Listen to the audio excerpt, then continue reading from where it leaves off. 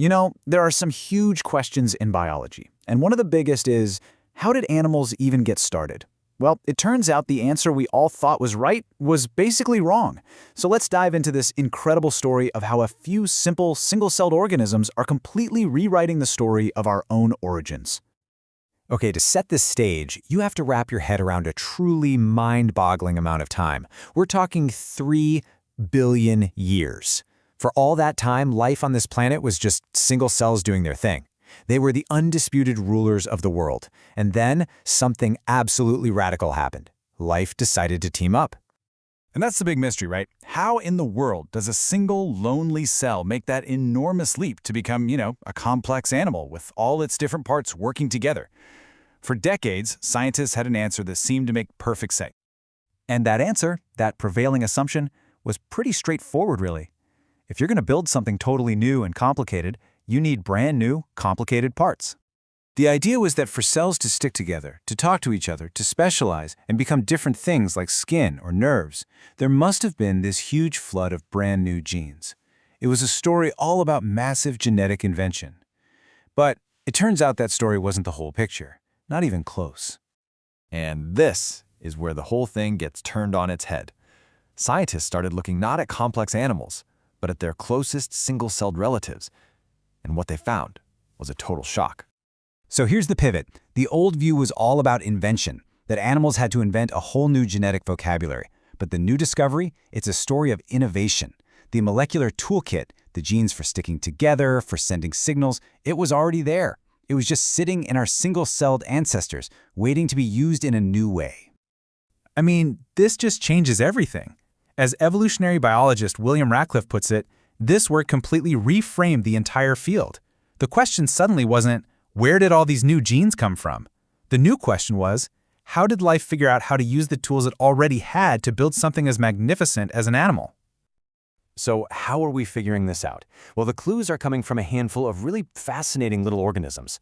Let's meet the 5 key players, the species that are helping us crack this ancient code. All right, first up, we've got the rock star of the group, the organism that's been studied the most, Salpingoica rosetta.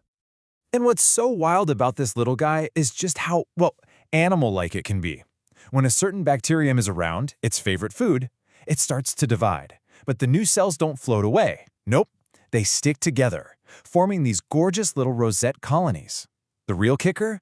Its DNA is packed with genes for cell adhesion and signaling. The exact stuff scientists thought was an animal-only invention. It's so vital to this research that it's nicknamed the Drosophila of its field.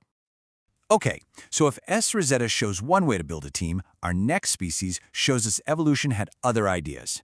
Meet Capsospora outscherzaki. Now, instead of one cell dividing and sticking together, Capsospora does something totally different. A whole bunch of individual cells just swarm together, clumping into these multicellular aggregates. This just blows up the idea that there was only one single path to becoming an animal. And it's got its own special tools too, like genes for integrins, which are super important for making cells stick, that even our rockstar S. rosetta doesn't have.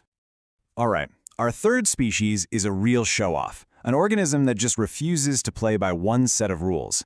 Meet the dualist, Choarnoica flexa.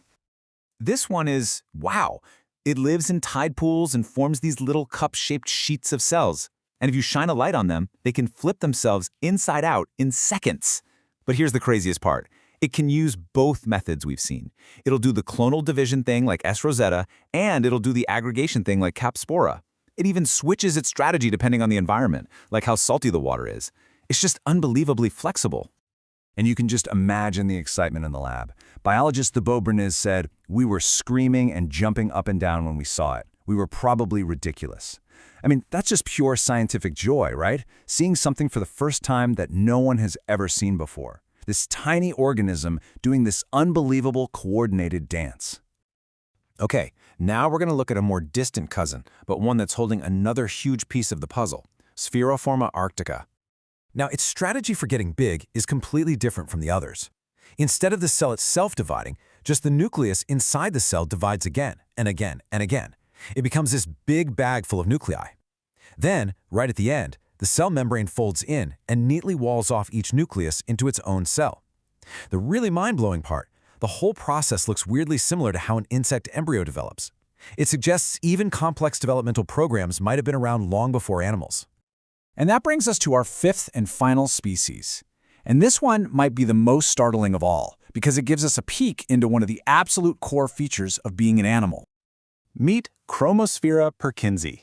The scientist who was studying it said when he first saw it, he almost thought he was looking at a mouse embryo. And you can see why. It forms these big colonies, sometimes over 1,000 cells. But here's the bombshell. It's not just a blob of identical cells. The colony has two totally distinct cell types, and they arrange themselves in a specific pattern. That's a division of labor. That is a hallmark of complex animals, happening right here. It's like looking at a blueprint for an embryo. So, okay, let's step back for a second. What does all this mean when you put it together? Well, it means that evolution wasn't following some single straight-line recipe to create animals. It was throwing everything at the wall to see what stuck. I mean, think about it. We've seen clonal division, where one cell builds a team. We've seen aggregation, where a crowd gathers. We've seen mixed mode that does both, and then that completely different coincidic path. These weren't mistakes or dead ends. They were all different, successful experiments in cooperation. And that's why this quote from Thibaut Drunet just nails it. These organisms have more creativity than we expected. That's the new story. The beginning of animals wasn't one single event or one magic gene. It was an explosion of evolutionary creativity, with nature trying out all these different ways to solve the problem of living together. You can see why the scientists working on this feel like they're in a golden era, right? Every time they look at another one of these ancient organisms, they find another piece of the puzzle. They're rewriting the textbooks in real time. And you can bet the quest is far from over. And that leaves us with this huge, lingering thought. If rewriting the origin of all animals was hidden inside just these 5 species, what other profound secrets about our own existence are still out there, waiting to be discovered in the planet's simplest and most ancient forms of life?